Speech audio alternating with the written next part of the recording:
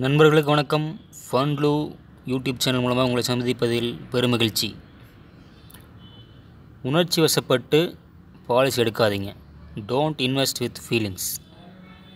உணர்ச்சி வசப்பட்டு எந்த ஒரு முடிவுமே எடுக்கக்கூடாதுங்க.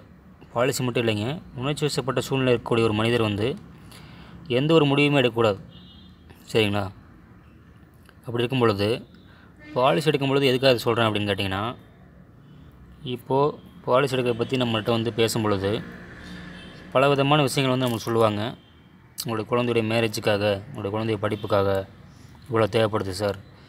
இப்போ நீங்கள் குழந்தைய படிக்க வச்சுன்னா எவ்வளோ கிடைக்கிது, வருங்காலத்தில் குழந்தைய படிக்க வச்சுன்னா எவ்வளோ செலவாகும், இன்றைக்கி உங்கள் குழந்தைய படிக்க வைக்க 5 லட்சம் செலவாகுது, வருங்காலத்தில் இன்ஃப்ளேஷன் ரேட்டு 14% போட்டு பார்த்தீங்க அப்படின்னா இன்னும் 5 வருஷம் 20 வருஷம் கழிச்சு யோசிச்சு பாருங்கள். மினிமம் 1 கோடி இல்லாமல் எந்த படிப்புமே படிக்க முடியாது. இன்றைக்கே டாக்டருக்கு பார்த்தீங்க அப்படின்னா 1 கோடி ரூபா செலவாகுது. இன்னும் 10 வருஷம் 20 வருஷம் கழிச்சு பார்த்தீங்கன்னா டாக்டருக்கு எவ்வளோ செலவாகும். அதனால் இதெல்லாம் இங்கே யோசிச்சு பாருங்கள். டாக்டருக்காக இருந்தாலும் சரி, இன்ஜினியர் இருந்தாலும் சரி, ஏன் சாதாரணமாக நீங்கள் 2 லட்ச ரூபா ஆகக்கூடிய ஒரு படிப்பு கூட பார்த்தீங்க அப்படின்னா பிற்காலத்தில் 20 லட்சம் 30 லட்சம் ஆக கூட வாய்ப்பு இருக்குது. அதனால் கொஞ்சம் நீங்கள் அதிகமாக இன்வெஸ்ட் பண்ணால் தான் சார் நல்லது அப்படின்னு சொன்னாங்க. அப்படின்னா அவங்க சொன்ன பாயிண்ட் எல்லாமே கரெக்டுங்க, உண்மை, 100க்கு 100 உண்மை. நீங்கள் அதிகமாக தான் இன்வெஸ்ட்மெண்ட் பண்ணணும். இருந்தாலும் உங்களால் எவ்வளோ முடியும் அப்படின்னு பார்க்க வேண்டியது மிக மிக அவசியம். 10,000 ரூபா தான் நீங்கள் சம்பாதிக்கிறீங்க. உங்களுடைய குழந்தையோட படிப்புக்கு 1 கோடிக்கு வேணுங்கிறது உண்மை தான். ஆனால் 10,000 ரூபா சம்பாதிக்கக்கூடிய உங்களால் மாதம் 10,000 ப்ரீமியம் கட்ட முடியுமா? இல்லை மாதம் 5,000 தான் ப்ரீமியம் கட்ட முடியுமா? மாதம் 5,000 ரூபா கட்டிங்கன்னா தான் உங்களுடைய குழந்தையுடைய படிப்புக்கு இன்ஃப்ளேஷன் ரேட்லாம் போட்டு பார்த்தோம்னா கூட ஒரு நல்ல பெனிஃபிட் கிடைக்குன்னு வச்சுக்குவோம். ஆனால் உங்கள் சம்பளமே 10,000 தானே. இதில் நீங்கள் வீட்டு வாடகை கொடுக்கணும், குடும்பத்தை பார்த்துக்கணும், எல்லாமே பண்ணணும். அப்படிங்கும் பொழுது அந்த மாதிரி சூழ்நிலை இருக்கக்கூடியவங்களுக்கு தான் நான் சொல்கிறேன். புரிஞ்சுதுங்களா? உங்கள்கிட்ட பணம் இருக்குது, மாதம் 50,000 சம்பாதிக்கிறீங்கன்னா 5,000 ரூபா ஈஸியாக இன்வெஸ்ட்மெண்ட் பண்ணுங்கள். யார் வேணாம்னு சொன்னாங்க? இன்வெஸ்ட்மெண்ட் பண்ணுங்கள், குழந்தைய படிக்க வைங்க, எல்லாம் பண்ணுங்கள்.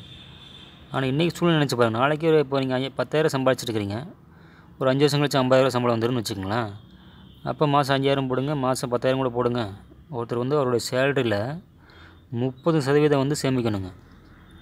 சரிங்களா? அது இன்வெஸ்ட்மெண்ட்டாக இருக்கலாம், இன்சூரன்ஸாக இருக்கலாம், எதுவாக வேணால் இருக்கலாம். ஆனால் இன்சூரன்ஸுங்கிறது ரொம்ப முக்கியமான தேவையாக இருக்குது. ஏன்னா அப்போ தான் நம்ம இல்லாத பொழுது நம்முடைய குடும்பத்துக்கு ஒரு பாதுகாப்பு, ஒரு பணம் போய் சேரும்.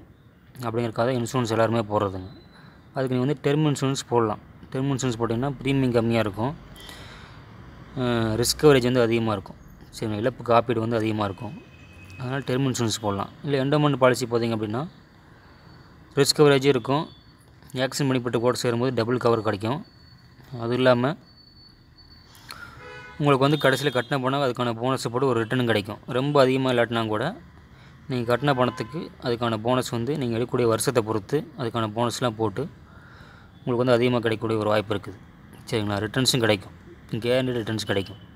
இது எண்டோமெண்ட் பாலிசிஸ்.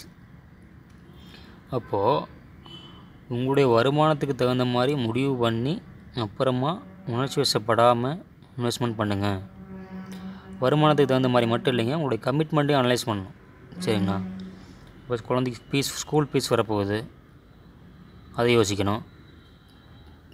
அடுத்த மாதம் கார் லோனுக்கான போட்டிருந்தீங்க அப்படின்னா காருக்கு லோன் டியூ கட்டணும், அதை யோசிக்கணும். வேறு என்னென்ன கமிட்மெண்ட் இருக்குங்கிறது உங்களுக்கு தான் தெரியும். ஹவுஸ் ரெண்ட் இருக்குது, இல்லை ஹவுசிங் லோன் போயிட்டுருக்குது, கார் லோன் போயிட்டுருக்குது, இப்படி ஏகப்பட்ட விஷயங்கள் இருக்குதுங்க.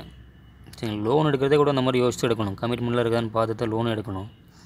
அப்படி இருக்கும்போது இவ்வளோ கமிட்மெண்ட் இருக்கும் பொழுது, உங்களுடைய சம்பளத்தை இவ்வளோ இருக்கும் பொழுது அதெல்லாம் ஆராய்ச்சி பண்ணாமல் அனலைஸ் பண்ணாமல், சரி இவ்வளோ போட்டோம்னா தான் நாளைக்கு குழந்தைகளுக்கு படிப்புக்கு யூஸ் ஆகும், நம்ம கம்மியாக போட்டோம்னா யூஸ் ஆகாது, நம்ம போட்டுருவோம் அப்படின்னு சொல்லி போட்டிங்கன்னா இன்றைக்கி வாழ்க்கையை எப்படி நடத்துவீங்க? இன்றைக்கி வாழ்க்கையை நடத்தினா தாங்க அடுத்து நாளைக்கு குழந்தை வளர்ந்து வரும்போது அந்த குழந்தைக்கு நம்ம பார்க்க முடியும். இன்றைக்கி வாழ்க்கையை நடத்த முடியாமல் போச்சு அப்படின்னா அப்போ நீங்கள் என்ன பண்ணணும்? உடனே வருமானத்தை பெருக்கிறதுக்கான ஐடியா பண்ணணும். சரிங்களா? இந்த வேலையில் இருக்கலாமா, இல்லை வேறு வேலை போகலாமா, வேறு வேலை போனோம்னா அது நிரந்தரமாக இருக்குமா, வேறு வேலை போகிறதுக்கு நம்மளுக்கு அந்த குவாலிஃபிகேஷன் இருக்குதா, அப்போ நம்மளுடைய குவாலிஃபிகேஷன் எப்படி வளர்த்துக்கிறது, நம்மளுடைய திறமைகள் எப்படி வளர்த்துக்கிறது, இப்படிலாம் நீங்கள் ஆராய்ச்சி பண்ணுங்கள். சரிங்களா? அப்படிலாம் ஆராய்ச்சி பண்ணிவிட்டு ஒரு டைம் வச்சுக்கோங்க. 6 மாதத்துக்குள்ளே நான் இவ்வளோ படித்து முடிச்சிடுவேன், இந்த திறமையை வளர்த்துக்குவேன், இதோட அதிகமான சம்பளத்துக்கு நான் வேலைக்கு போவேன், அப்போ நான் இந்த அளவுக்கு இன்வெஸ்ட்மெண்ட் பண்ண போகிறேன் அப்படின்னு ஒரு கோல் வச்சுக்கிட்டு அதை நோக்கி போங்க, அதை நோக்கி பயணப்படுங்க. அப்போ வாழ்க்கை சிறப்பாக இருக்கும். இல்லை இப்போது 10,000 சம்பளம் வாங்கல, ஒரு 15,000 வாங்கல, 50,000 வாங்கல, 1,00,000 கூட வாங்குறீங்கன்னு வச்சுக்கோங்களேன். அந்த 1,00,000த்தில் இப்போ என்ன செலவு உங்களால் இன்வெஸ்ட்மெண்ட் பண்ண முடியுமோ ஒரு மாதம் 10,000, 1,00,000 வாங்குற மாதம் 10,000 வந்து பண்ணலாம். நம்மளால் சொல்ல முடியும் வெளியேருந்து பார்க்குறவங்களுக்கு. ஆனால் உள்ளேருந்து பார்க்குறவங்களுக்கு தான் தெரியும் அவருக்கு வேறு என்னென்ன கமிட்மெண்ட் இருக்குது. அவர் தங்கச்சி அவர் தான் பார்த்துக்க வேண்டியிருக்கும், அவர் அண்ணனை அவர் தான் பார்த்துக்க வேண்டியிருக்கும், அவர் குடும்பத்தை அவர் தான் பார்த்துக்க வேண்டியிருக்கும். சரிங்களா? இல்லை ஒரு தம்பி அவர் தான் பார்த்துக்க வேண்டியிருக்கும். இப்படி நிறைய கமிட்மெண்ட் இருக்குது. அவங்க வீட்டில் இருக்க வந்து மெடிக்கல் செலவில் அதிகமாக போகலாம். வெளியேருந்து பார்க்கும்போது சொல்லலாங்க, சார் 1,00,000 சம்பாதிக்கிறீங்க, 1,00,000 சம்பாதிக்கிறீங்க, நீங்களாம் அசால்ட்டு 20,000 30,000 இன்வெஸ்ட்மெண்ட் பண்ணலாம் சார், 30% அழகாக இன்வெஸ்ட்மெண்ட் 30,000 இன்வெஸ்ட்மெண்ட் பண்ணுங்க சார்னு சொல்லலாம். ஆனால் அவருடைய குடும்பத்துடைய கமிட்மெண்ட் யாருக்கு தெரியும்? அவருக்கு தானே தெரியும். அதை பேசுங்க, அதை மனமிட்டு பேசுங்க. சார் இந்த மாதிரிலாம் கமிட்மெண்ட் இருக்குது அப்படிங்கும் பொழுது, சார் இவ்வளோ கமிட்மெண்ட் இருக்குது, அப்போ நீங்கள் வந்து ப்ரீமியம் கட்ட முடியாதுன்னு சொல்கிறீங்களே, நீங்கள் தான் எல்லாத்துக்குமே வந்து ஒரு பிரெட் வின்னராக இருக்கிறீங்க, உங்கள் குடும்பத்துக்கு நீங்கள் தான் ஒரு மிகப்பெரிய தூண் மாதிரி இருக்கிறீங்க. அப்படி இருக்கும் பொழுது இன்சூரன்ஸ் கவரேஜ் ரொம்ப அதிகமாக தேவை அப்படின்னு சொல்லுவாங்க. அது ரொம்ப ரொம்ப உண்மைங்க, ரொம்ப முக்கியமான உண்மை. ஏன்னா இவ்வளோ கமிட்மெண்ட் இருக்கும் பொழுது நம்ம தான் எல்லாத்துக்குமே குடும்பத்துக்கு வந்து இருக்கிறோம் அப்படின்னா, நம்ம இன்சூரன்ஸ் கவரேஜே இல்லாமல் சுற்றிட்டு இருக்கிறது வந்து ரொம்ப ஒரு தவறான செயலுங்க.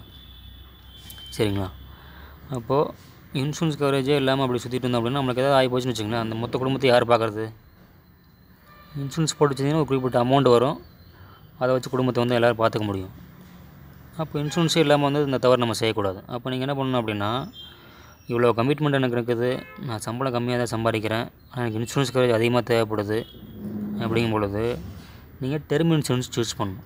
சரிங்களா? கம்மியான ப்ரீமியம் இருக்கக்கூடிய டெர்ம் இன்சூரன்ஸ் போடணும். அந்த டெர்ம் இன்சூரன்ஸுங்கிறது என்னென்னு கேட்டிங்கன்னா, ரிட்டர்ன்ஸ் வராதுங்க. நீங்கள் கட்டின பணம் எவ்வளோ கட்டினாலுமே வந்து பார்த்திங்கன்னா, கடைசியில் 10 வருஷம் கட்டினாலும் 20 வருஷம் கட்டினாலும் 30 வருஷம் கட்டினாலும் மேக்ஸிமம் 35 வருஷம் கட்டலாங்க. சரிங்களா? அந்த பாலிசியில் வந்து பார்த்திங்கன்னா ஒரு ரிட்டர்ன்ஸ் எதுவுமே வராது. இருந்தாலும் பரவாயில்ல, ஏன்னா நம்ம வண்டியில் போகும்போது தலைக்கவசம் அணிகிற மாதிரி தான். ஒரு மெடிக்கல் பாலிசி போடுறீங்க, எந்த ரிட்டர்ன்ஸுமே வர போகிறதில்ல. மெடிக்கலை க்ளைம் பண்ணால் மட்டும்தான் உங்களுக்கு அந்த அமௌண்ட் கிடைக்கும். ஒரு 2 வீலர் பாலிசி போடுறீங்க, வருஷம் 1000 1500 கட்டுறீங்க. ஒரு கார் பாலிசி போடுறீங்க, வருஷம் ஏகப்பட்ட பணம் கட்டுறீங்க. இதெல்லாம் பார்த்திங்கன்னா ஒன்லி டேமேஜ் ஆனாலோ அந்த க்ளைம் பண்ணால் மட்டும்தான் கிடைக்கும், இல்லாட்டி பணம் கிடைக்காது. அதே மாதிரி தான் இந்த டெர்ம் இன்சூரன்ஸ் பாலிசியும். இந்த டெர்ம் இன்சூரன்ஸ் பாலிசி எடுத்துட்டிங்க அப்படின்னா உங்களுக்கு தேவைப்படுற அந்த அதிகமான இன்சூரன்ஸ் கவரேஜுக்கு மற்ற நார்மல் எண்டோமெண்ட் பாலிசியோட கம்பேர் பண்ணும் பொழுது ப்ரீமியம் வந்து ரொம்ப கம்மியாக இருக்குங்க. அப்போது உங்கள் பட்ஜெட்டுக்கு தகுந்த மாதிரி உங்களால் கட்ட முடிஞ்ச அளவுக்கு இருக்கக்கூடிய ப்ரீமியத்துக்கு அதிகமான ஒரு இன்சூரன்ஸ் கவரேஜுக்கு உங்களுடைய ஃபேமிலிக்கு தேவையான கமிட்மெண்ட்டுக்கு தேவையான இன்சூரன்ஸ் கவரேஜை வந்து டெர்ம் இன்சூரன்ஸ் பாலிசி எடுத்துக்கங்க. அதுக்கு ரிட்டர்ன்ஸ் எதுவுமே வராது. மறுபடியும் புரிஞ்சுக்கணும். கட்டணம் என்ன சார் இவ்வளோ கஷ்டப்பட்டு கட்டமே கட்டணம் திரும்பி வராதா அப்படின்னு கேட்டிங்கன்னா திரும்பி வராது. ஏன்னா அதுக்கு பேர் தான் டெர்ம் இன்சூரன்ஸ் பாலிசி. ஆயுள் காப்பீடுங்கிற அந்த டெர்ம் இன்சூரன்ஸுங்கிறது only risk coverage, death coverage மட்டும் இருக்கக்கூடிய பாலிசி, இறந்தால் மட்டும்தான் பணம் கிடைக்கக்கூடிய பாலிசி. அந்த பாலிசி நீங்கள் எடுத்துக்கங்க. சரிங்களா? அப்போ நான் குழந்தையுடைய ஃப்யூச்சருக்குலாம் என்னங்க பண்ணுறது? உங்களுக்கு திறமையை வளர்த்துக்குங்க, அதிகமாக சம்பாதிங்க. மனுஷனால் முடியாது எதுவுமே இல்லைங்க. சரிங்களா? திறமையை வளர்த்துக்கிறத தவிர வேறு எந்த வழியும் இல்லை. பிஸ்னஸ் பண்ணுற பீப்புளாக இருந்தால் பிஸ்னஸ் இம்ப்ரூவ் பண்ணுறத தவிர வேறு வழி இல்லைங்க. அப்போ முதல்ல வந்து டெர்ம் இன்சூரன்ஸ் வந்து கையில் எடுத்து வச்சிட்டிங்க அப்படின்னா ஒரு 10 லட்சத்துக்கு 20 லட்சத்துக்கோ 30 லட்சத்துக்கோ 50 லட்சத்துக்கோ 1 லட்சத்துக்கோ 1 கோடிக்கோ நீங்கள் டெர்ம் இன்சூரன்ஸ் எடுத்து வச்சிட்டிங்க அப்படின்னா 1 கோடி ரூபா உங்கள் அக்கௌண்ட்டில் இருக்கிற மாதிரி கணக்கு. நாளைக்கு என்ன ரிஸ்க் வச்சாலும் ஃபேமிலிக்கு 1 கோடி ரூபா போய் சேரும் அப்படிங்கிற தெம்போடு நீங்கள் வேலை பார்க்கலாம். எங்கே வேணாலும் வெளியே போகலாம் வரலாம், ஒரு பயம் இருக்காது. அதுக்காக தான் டெர்ம் இன்சூரன்ஸ் எடுக்க சொல்கிறது, அதிகமான கவரேஜ் எடுக்க சொல்கிறது. உங்களால் முடிஞ்ச அளவுக்கு உங்களோட பட்ஜெட்டுக்கு கட்டக்கூடிய அளவுக்கு அதிகமான இன்சூரன்ஸ் கவரேஜை டெர்ம் இன்சூரன்ஸ் எடுத்தீங்க அப்படின்னா உங்களுக்கு ஒரு தெம்போடு நீங்கள் வேலை செய்யலாம். நம்மளுக்கு ஏதாவது ரிஸ்க் ஆச்சுன்னா கூட ஃபேமிலிக்கு வந்து ஒரு பணம் வரும்டா, அதை வச்சு அவங்க சமாளிச்சுக்குவாங்க அப்படிங்கிறது பண்ணலாம். அது இல்லாமல் வந்து அவங்களுக்கு நம்ம இந்த சில கைட்லைன்ஸ்லாம் பண்ணணும். ஸோ இந்த மாதிரி பணம் வந்துச்சுன்னா எப்படி இன்வெஸ்ட்மெண்ட் பண்ணுறது, ஒரே அடியை செலவழிச்சிடாமல் எப்படி இன்வெஸ்ட்மெண்ட் பண்ணுறது, சரிங்களா? அது பேங்கில் போடலாமா, என்ன பண்ணலாம் அப்படின்னு ஒரு சில ஃபைனான்சியல் அவேர்னஸ் வந்து பார்த்திங்கன்னா மக்கள் ரொம்ப கம்மியாக இருக்குது. அப்படிங்கிறக்காக தான் இந்த மாதிரி வீடியோலாம் போட்டு பேசுகிறதுங்க. சரிங்களா? அதனால் நீங்கள் சொல்கிற கூச்சமாக இருந்துச்சு, நான் இறந்துட்டேன்னா இந்த மாதிரிலாம் நீங்கள் செலவழிக்கணும், இந்த மாதிரிலாம் நீங்கள் பத்திரமா இருக்கணும்னு சொல்லி நீங்கள் சொல்கிற கூச்சமாக இருந்துச்சுன்னா இந்த வீடியோ அப்படியே அவங்களுக்கு போட்டு காட்டுங்க. அதுக்காக இந்த மாதிரி வீடியோவில் நம்ம பேசுகிறது. ஏன்னா வந்து மக்கள்கிட்ட வந்து இதை போய் ஓப்பனாக பேச முடியாது. அப்படிங்கிறனால உங்களுடைய மனைவிக்கிட்டேயோ உங்கள் அம்மாக்கிட்டேயோ அப்பாக்கிட்டேயோ உங்கள் தம்பிக்கிட்டேயோ சகோதரர்கிட்டையோ நீங்கள் சொல்ல வேண்டிய விஷயத்தை சொல்லணுங்கிறதுக்காக தான் இந்த மாதிரி வீடியோ பேசிகிட்டு இருக்கிறோம். சரிங்களா? இந்த மாதிரி வீடியோவில் வந்து அதனால தான் பேசிகிட்டு இருக்கிறோம். அதனால் வந்து எந்த ஒரு உணர்ச்சி வசப்பட்ட சூழ்நிலையும் வந்து பாலிசி வந்து எடுக்க வேண்டாம், இன்வெஸ்ட்மெண்ட் வந்து பண்ண வேண்டாம். சரிங்களா? நான் சொல்கிறது பாலிசிக்கு மட்டும் இல்லைங்க, எந்த ஒரு இன்வெஸ்ட்மெண்ட்டுக்காக இருந்தாலும் சரி, எல்லாத்துக்குமே தான் சொல்கிறேன். சரிங்களா? அது மாதிரி உணர்ச்சி வசப்பட்ட சூழ்நிலை வந்து நீங்கள் பாலிசி எடுக்கிறதோ இல்லை இன்வெஸ்ட்மெண்ட் பண்ணுறதோ வந்து பார்த்திங்கன்னா ஒரு சரியான முடிவு எடுக்கிறது. பாலிசி மட்டும் இல்லை, எந்த ஒரு முடிவுமே வந்து பார்த்திங்கன்னா உணர்ச்சி வசப்பட்டு எடுக்கக்கூடாதுன்னு சொல்லி சொல்லுவாங்க. சரிங்களா? அதனால் உங்களுடைய வருமானத்துக்கு தகுந்த மாதிரி நீங்கள் ஒர்க்கிங் பீப்புளாக இருக்கலாம் அல்லது வந்து பிஸ்னஸ் பீப்புளாக இருக்கலாம். சரிங்களா? உங்களுடைய வருமானத்துக்கு தகுந்த மாதிரி, உங்களுக்கு கமிட்மெண்ட்டுக்கு தகுந்த மாதிரி மட்டும் பாலிசி எடுங்க. தன்னுடைய மகளுக்காக படிப்புக்காகவும், தன்னுடைய மகனுடைய படிப்புக்காகவோ இல்லை திருமணத்துக்காகவோ மேரேஜுக்காகவோ வந்து அவங்க சொல்கிற மாதிரி ஃப்யூச்சர் வேல்யூ கால்குலேஷன்லாம் போட்டு பார்த்து இன்வெஸ்ட்மெண்ட் பண்ணது தான் சரி.